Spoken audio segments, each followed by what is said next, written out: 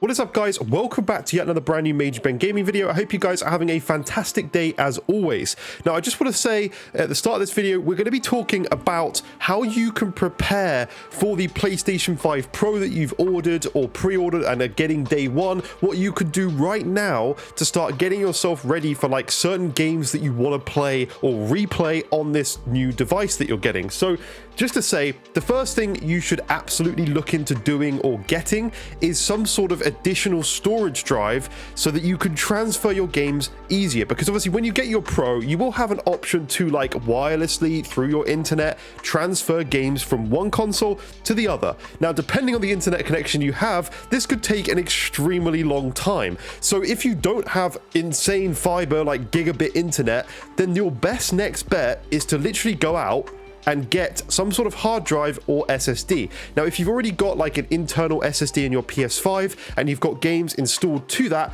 you can literally just swap out that SSD to the new PS5. Obviously, turn your current PS5 off, take out the PS5 SSD that you've got in there and put it in the new one, and all your games will be transferred across. That is absolutely something you should do. So that would be my first thing. Go and buy an SSD for your PS5. Now, they can be pretty expensive compared to like a hard drive. So if you don't want to go out and buy additional storage because you're thinking, well, 2 terabytes is coming with the PS5 Pro, kind of don't really need extra storage, but you don't want to spend the money on SSD, what you could do is go out and buy something like some sort of hard drive. So if we'll actually do the test. So if we go, sorry, 2 seconds, my screen is not going to the right one. If we go to this one here, let's do that, and we just look at some of the prices here. So let's do a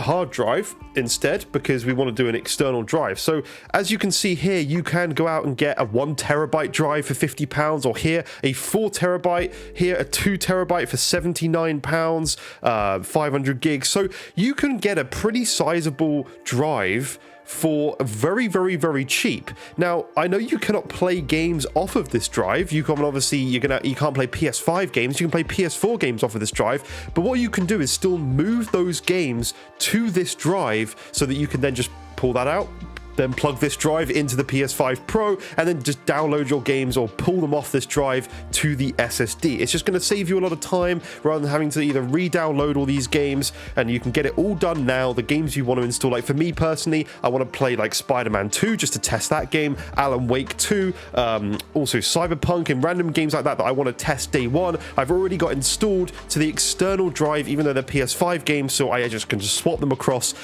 because my internet, for one, is pretty good, but I prefer discs, and discs can take quite a lot of time compared to just moving the game from one storage platform to another. So this is absolutely something I would recommend for you if you want to get prepared. So you've got all the games ready, all downloaded on something, and you can just plug it in and literally play from the drive. But again, the SSD internally is best, and there are some pretty good deals. I'm actually looking at upgrading mine at some point. I would like a 4 terabyte SSD, and I think you can get them now for about 200, which is pretty good. So £206 here, 229 here. Obviously different speeds, some are ridiculously expensive. If you want an actual PlayStation, like not a PlayStation drive but one with a logo on, obviously that's going to be more expensive. But if you get one like this that's compatible with PS5, it's £200. Or if you just want the 2 terabytes, you can actually get those pretty cheap, so like £90 here. That's an insane deal. The fact that you can get 2 terabytes for £90, and we were looking at like hard drives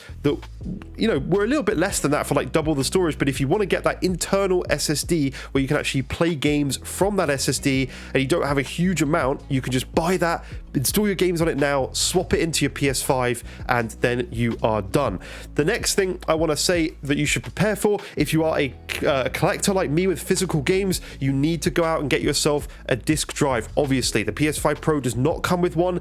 At the moment, it's a little bit difficult to actually find them. I managed to just about get one here in the UK from a website called Scan, not Scam, from Scan. I've actually put it on my PS5 digital at the moment because I was wanting to test the drive out, made sure it actually worked, and I'm well prepared. So literally what I'm going to do the night before is I'm going to take out the SSD from my current PS5, take the disk drive off, put the other plate back on, get everything ready. So it's literally a case of plugging my PS5 Pro in, putting the disk drive on, putting the SSD in, and then you are done. One thing I would recommend is to turn your PS5 Pro on before you do any of this stuff.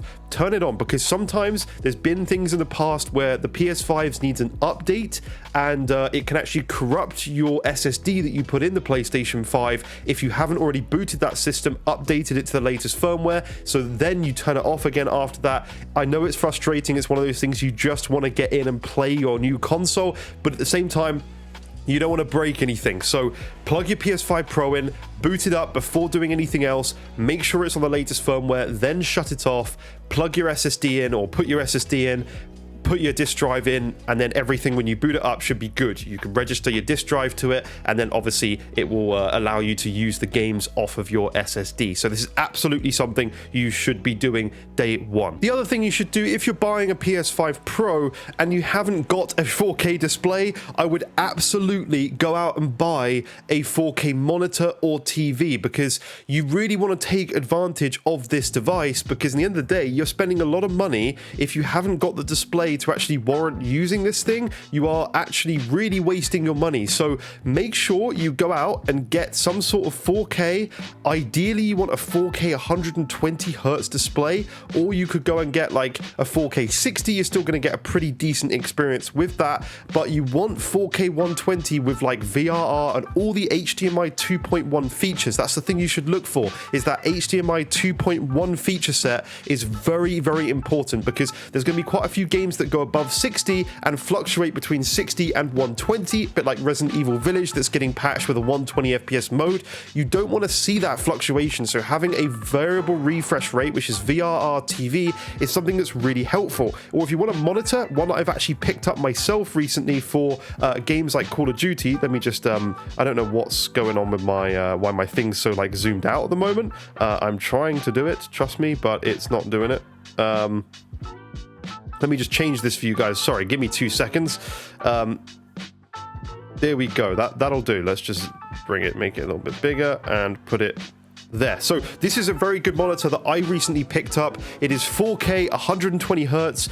This is basically so that I can actually play games like Call of Duty, for example, on a monitor, because I prefer to play competitive shooters on a monitor compared to a big TV behind me. And what I've actually done, so I don't have to buy two PS5 Pros, I have, when my PS5 Pro's here, I literally have it going from one PS5 into an HDMI 2.1 splitter. It has VRR support and everything like that, and that splitter copies the image with zero delay to both the monitor and the TV behind me, and it works wonders. So I may actually make a video on this at some point soon, because I think it's something that's really interesting, and to be honest, it's just brilliant. I love this little device thing that's just splitting my image to my monitor here at my desk and also the TV behind me. I think that's just genius. But this is a monitor, if you are on a budget, is incredibly good. It's so sharp at 4K, 27-inch, 120 FPS. You'll be able to get in a lot of titles that support that, and it's got all the HDMI 2.1 feature set. So this is definitely a monitor to look out for if you are on a budget.